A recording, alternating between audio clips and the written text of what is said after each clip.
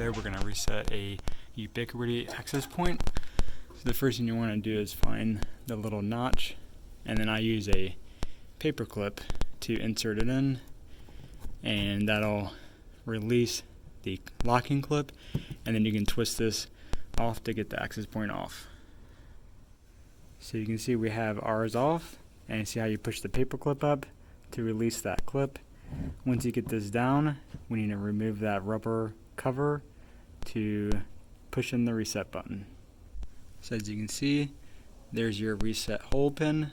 You just put your paper clip in there, hold it for about 10 seconds is what it says, and wait for it to reboot. Once you see the solid blue light when it reboots, now you can go to the console.